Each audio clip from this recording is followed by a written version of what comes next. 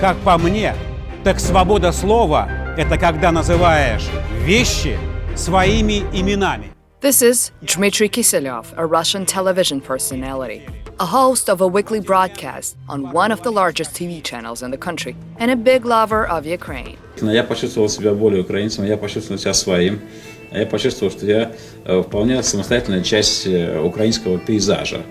If that is Dmitry Kiselyov, then who is saying this about the Ukrainian Maidan uprising in 2014? If Dmitry Kiselyov used to talk about professional journalism and its importance, then who is saying this? А что это Майдан? Очень маленькая на теле Украины точка. Если обжечь ее паяльником, то станет больно. Больно и, по большому счету, не смертельно. Но если сделать все политтехнологически грамотно, создать точку перегрева, потом показать ее через увеличительное стекло, телевидение, интернет, идеальная оптика, и создать впечатление, что якобы вся страна теперь такая, то может оказаться и смертельным. This was not only an example of how Kiselyov turned from a champion of honest journalism into an easily discernible propagandist, but also shows his unique approach to brainwashing. He's an intellectual's propagandist. The translation you just saw was not stylized. This is as close to his actual speech as we could make it. He uses seemingly clever clauses and metaphors to appeal to viewers that the straightforward propaganda does not work on. Or rather, he helps solidify the straightforward message of his colleagues such as Vladimir Solovyov or Olga Skabeyeva. То, чего они хотели. Славяне убивают славян. Admittedly, nowadays, during the war in Ukraine, he dialed down his cleverness, but he just can't help using eloquent turns of phrase. Ну, реально Запад поддержал там, в конце концов, государственный переворот и решили заменить генетику, что ли, генетический корень, от которого Украина и наш народ росли. Киевскую Русь там заменили на Бандеру. Вот, все, что было хорошее от России и от Советского Союза, от всего отказались.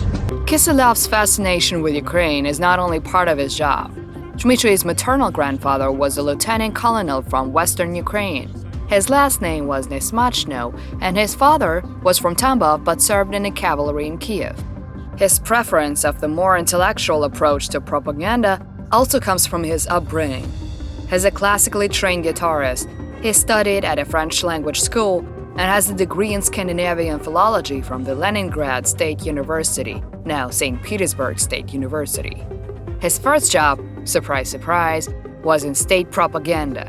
In 1978, he became an editor for the State Committee of Television and Radio Broadcasting of the Soviet Union.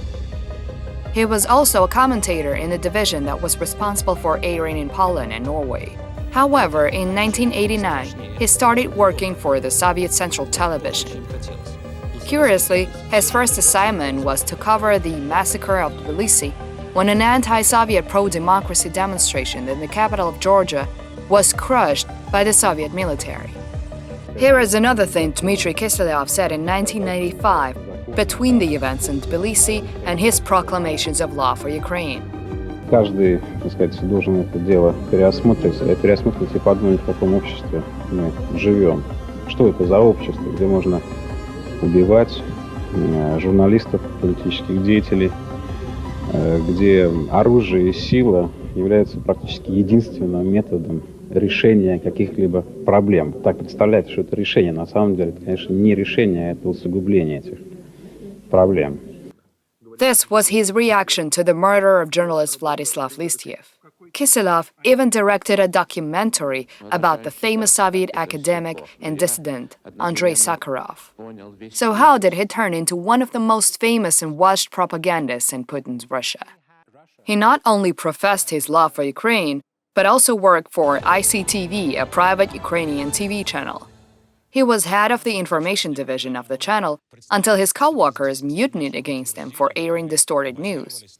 It seems that it was then that his firm position on the importance of honest and free journalism wavered. In 2006, he returned to Russia, radically changed. Here is perhaps the most infamous speech that Kiselyov ever delivered which, by the way, was named one of the best TV programs of the year 2017 by TEFI, Russian equivalent of the Emmys. Да и Россия – единственная страна в мире, которая реально способна превратить США в радиоактивный пепел. He hosted various programs on Russian TV and radio. He became very close with the head of one of the largest propaganda outlets in the country, VGTRK, Oleg Dobrodeyev, and in 2008, he was made deputy director of VGTRK. In 2012, he became the host of Vesti Nedeli, or Weekly News Digest, which became his magnum opus as a propagandist. Yes, this is the program in an episode of which he called the Ukrainian pro-democracy Maidan uprising a vile band of gypsies. 2012 was an important year because this is when Vladimir Putin blatantly violated the Russian constitution and became president for the third time. He required truly professional and well-crafted propaganda to secure his seat of power because, as it turns out, quite a lot of Russians were against Putin's new term. In 2013, Kiselyov was handed his own media outlet, Russia Today, which he manages to this day. The reason why anyone would choose propaganda and warmongering over honest journalism is much too prosaic: money. And Kiselyov spends the kind of money that a real journalist can only dream of. For example, in 2014, he bought an apartment in the Moscow city center for $4.6 million. By the way, Naomi Campbell owns an apartment in the same apartment building. But Kiselyov is not just your average propagandist, so money was not the only thing that attracted him. Dima always loved women a great deal, and he loved money a great deal. But it was something else that made him crack: lust for popularity. Dobrodeyev, likely in Putin's orders, told Kiselyov, "Look at Arkashka Mamontov. He has what I call religious orthodox of the brain. But man, would you look at his ratings. We need a Mamontov, but intelligent." Once again, Kiselyov's passion for more intelligent approaches worked in his favor. Kiselyov not only fell for half the salary, but also was lucky enough to be offered a position of the type of TV personality that is closest to his actual personality.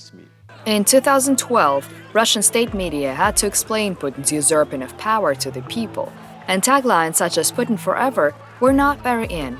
Not yet. Kiselyov became the intellectual's propagandist, even likening Putin's address to the attorney office with how Russian writer Anton Chekhov talked about banishing the slave from within us. Выдавливать из себя Сталина. Конечно, Путин говорил другими словами, но смысл был именно таким. Как Чехов призывал выдавливать из себя по капле раба, так Путин призывал выдавливать из себя маленького Сталина. Не того большого, что модернизировал промышленность, с чьим именем связана победа над гитлеровским фашизмом и создание ядерного щита Родины, за что мы не можем не быть благодарны Сталину до сих пор. That's right. Kiselyov urged his viewers to separate the Stalin that was head of the USSR when it won the war against Hitler and the Stalin that incarcerated millions of people in gulags.